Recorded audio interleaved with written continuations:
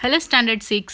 हम ये चैप्टर हमारा कंटिन्यू करते हैं अक्षय ऊर्जा फ्रॉम द जल विद्युत ऊर्जा। ओके, गिरते हुए या तो बहते हुए जल से प्राप्त की गई विद्युत शक्ति को जल विद्युत ऊर्जा कहते हैं। जल विद्युत ऊर्जा किसको कहते हैं? जो बहते हुए पानी में से हम ऊर्जा प्राप्त करते हैं। विश्व की संपूर्ण विद्युत शक्ति का 1/3 भाग जल विद्युत से प्राप्त होता है।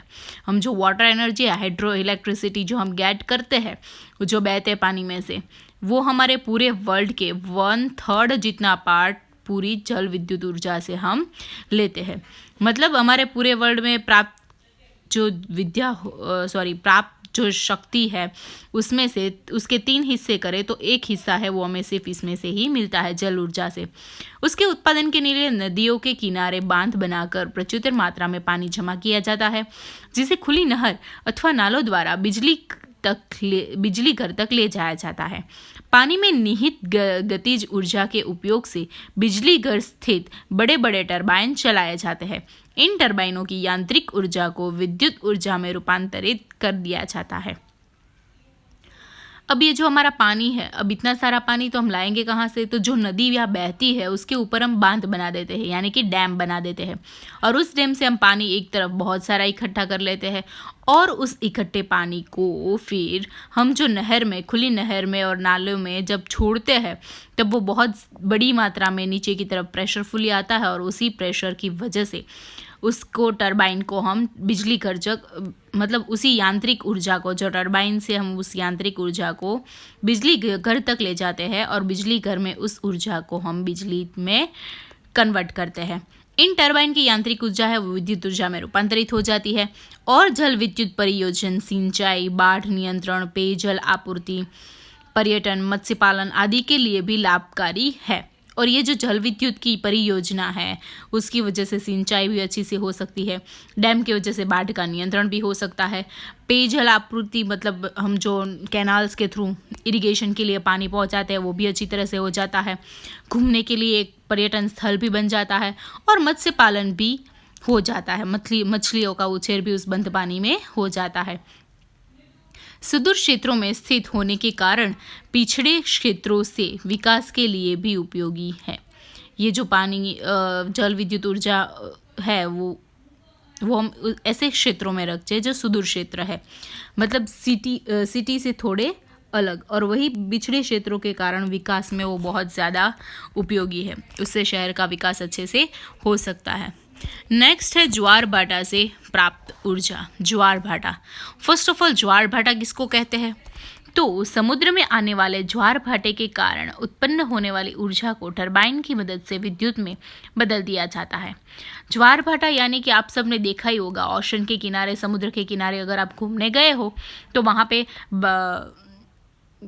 भरती और ओट आती रहती है, यानी कि टाइड्स और वेव्स आते रहते हैं। पानी के अंदर जो वेव्स है, उस वेव्स के कारण क्या होता है, टरबाइन को यांत्रिक ऊर्जा मिलती है, और उसी यांत्रिक ऊर्जा को हम वापस से विद्युत ऊर्जा में रूपांतरित कर देते हैं।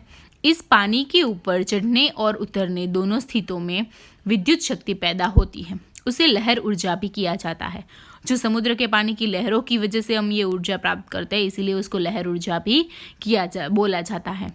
हालांकि इसका अभी बहुत कम उपयोग प्रारंभ हो पाया है, किंतु निकट भविष्य के लिए इसमें अपार ऊर्जा प्रदान करने की क्षमता निहित है। हालांकि अभी हम उसका प्रयोग बहुत स्टार्टिंग है, प्रयोग कम कर रहे हैं और उसका प्रारंभ ही कर रहे हैं, लेकिन भविष्य में उसको अच्छी तरह से हम यूज़ कर पाएंगे, वैसी संभावना है। उसके बाद है जैव ऊर्जा। जैव उसके नाम में ही छुपा है, जो ऑर्गेनिक है। धरती पर मौजूद संपूर्ण वनस्पति और जीव पदार्थों को बायोमास कहते हैं। बायोमास किसे कहते हैं? संपूर्ण वनस्पति और जीव पदार्थ, यानी कि ऑल लिविंग ऑर्गेनिजम्स। इनसे प्राप्त ऊर्जा ही जैव ऊर्जा है। इनसे प्राप्त होती हुई ऊर्जा को क्या बोलते हैं? हम जैव ऊर्जा बोलते हैं। अब बायोमास मानव को ज्ञात उससे पुराना ऊर्जा स्रोत है। बायोमास है वो बहुत पुराना ऊर्जा स्रोत है। पेड़ पौधे, प्रकाश, संश्लेषण की क्रिया द्वारा जो भोजन बनाते हैं वह रासायनिक ऊर्जा के रूप में इकट्ठा होता है। इसी ऊर्जा को विभिन्न विधियों से जैव ऊर्जा में बदला जा सकता है और जैव ऊर्जा का उपयोग कई प्रकार से किया जाता है। प्रकाश संश्लेषण यानी कि फोटोसिंथेसिस। हमारे जो पेड़ पौधे हैं वो फोटोसिंथेसिस के दौरान क्या करते हैं, अपना खाना खुद बनाते हैं और वो खाना जो यूज़ करते हैं उसमें जो बाकी बचा हुआ खाना है वो स्टार्च के फॉर्म में वो सेव करते हैं। उसी ऊर्जा को हमें जैव ऊर्जा में रूपांतरित करना है। वैसे बहुत सारे तरीके से कर सकते हैं। उसके 2-3 स्वरूप है, ठोस रूप में, द्रव रूप में और गैस रूप में। ठोस रूप में यानी खाना पकाने के लिए लकड़ी, पशुओं का गोबर, कृषि अपशिष्ट, घास फूस आदि को जलाकर प्रयोग करते हैं। ये तो हमने मोस्टली देखा ही होगा जब हम खेत में जाते हैं या फिर किसी भी जगह पे हम खाना पकाना हो तो लकड़ियों का यूज़ कर लेते हैं। लकड़ी, पशुओं का गोबर, छाण, वो सब यूज़ करके जो हम ऊर्जा प्राप्त करते हैं उसको ठोस रूप में बोलते हैं। द्रव रूप में ऊर्जा किसको बोलते हैं, तो पौधे में पाए जाने वाले स्टार्च या शर्करा से बने इथेनॉल तथा वनस्पति तेलों में बने बायोडीजल का उपयोग सीधे ही या फिर थोड़े बहुत परिवर्तित रूप में करते हैं पेट्रोल के विकल्प के रूप में किया जाता है। द्रव रूप यानी कि लिक्विड रूप, जो पौधे के अंदर स्टार्च और शर्करा सेव है, मैंने आपको बोला था, वैसे इथेनॉल का यूज़ करके हम बायोडीजल बनाते हैं और बायोडीजल भी हम यूज़ करते हैं, वो द्रव रूप में है। उसके बाद है गैस रूप। गैस रूप यानी कि पशुओं के व्यर्थ पदार्थ, कचरे आदि बायोगैस प्लांट में डाला जाता है और वो बायोगैस में बदल जाता है। पशुओं का व्यर्थ है यानी कि ऑर्गेनिक जितना भी कचरा है, पशुओं का गोबर है, छाण है, कूड़ा है, वो सब हमें एक खड्डे में सेव करते हैं, उस खड्डे में उसको सड़ने देते हैं, उससे गैस प्रोड्यूस होता है, उसी गैस को बायोगैस कहते हैं। रसोई के उपयोग के साथ साथ इसे डीजल पंप सेट भी चला सकते हैं। गैस रूप में रूपांतरित होने के बाद बचे हुए अपशिष्ट का इस्तेमाल खाद के रूप में किया जाता है। अब ये सबको सड़ा के हमने गैस तो प्रोड्यूस कर लिया, लेकिन उस गैस के साथ जो बाकी कचरा बचता है उस कचरे को हम खाद की तरह यानी कि उसको खातर की तरह हम खेत में भी यूज़ कर सकते हैं एज अ मैन्योर और एज अ फर्टिलाइजर्स। ओके, यह निश्चित है कि आने वाले कुछ हजार वर्षों में हमारा परंपरागत ऊर्जा भंडार समाप्त हो जाएगा। अब जिस तरह से हम ये ऊर्जा का स्रोत यूज़ कर रहे हैं उसी तरह से तो हमें ऐसा ही लगता है कि भविष्य में ये सब ऊर्जा खत्म होने वाली है, पेट्रोल, डीजल एंड एक्सेट्रा। तो इन तथ्यों के देखते हुए हमें नवीकरणीय ऊर्जा स्रोतों का विकास व उपयोग आज ही आवश्यकता है। अभी से हमें नवीकरणीय जो ऊर्जा स्रोत है उसका उपयोग करना शुरू कर देना चाहिए, जिसकी वजह से हमारे फ्यूचर में ये सब जो अनवीकरणीय स्रोत है वो कम ना पड़े या तो ख़त्म ना हो जाए। जलवायु परिवर्तन और पर्यावरणीय प्रदूषण से बचाव के लिए ग्रीन हाउस गैसों के उत्सर्जन को नियंत्रित रखना एक बड़ी चुनौती है, जिसके लिए सभी देश प्रयासरत है।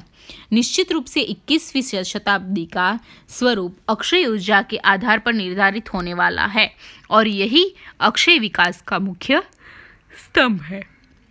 अक्षय विकास का मुख्य स्तंभ कौन सा है? ये नवीकरणीय ऊर्जा स्रोत का उपयोग। तो हमें इन 21st सेंचुरी में हमें ये नवीकरणीय ऊर्जा स्रोतों का उपयोग करना शुरू कर देना चाहिए। अब आपको होमवर्क में ये श्रुत लेखन के वर्ड्स है वो 3 टाइम लिखने हैं और शब्दार्थ जो आपको टेक्स्ट बुक के लास्ट पेज में नीचे दिए गए हैं वो सारे शब्दार्थ भी नीचे 3 टाइम लिखने हैं। ओके, ये रहे शब्दार्थ, 19 शब्दार्थ है। Then after you have to write श्रुत लेखन।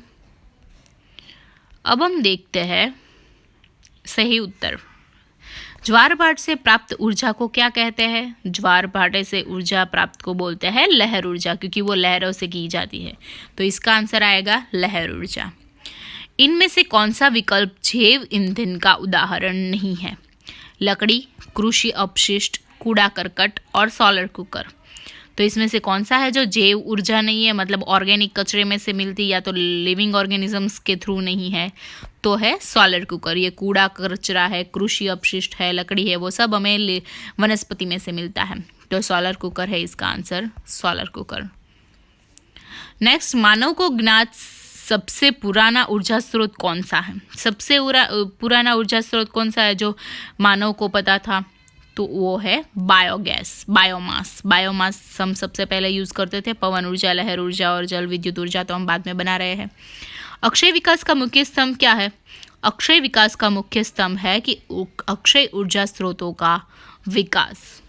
जैसे ही अक्षय ऊर्जा स्रोत हम यूज़ करना शुरू करेंगे, वही मुख्य स्तंभ है कि हम फ्यूचर पीढ़ी के लिए ये सब बचा पाएंगे। ये सब आपको अपनी नोटबुक में लिखना है। Thank you. Your chapter number 4 Akshay ऊर्जा इज़ ओवर।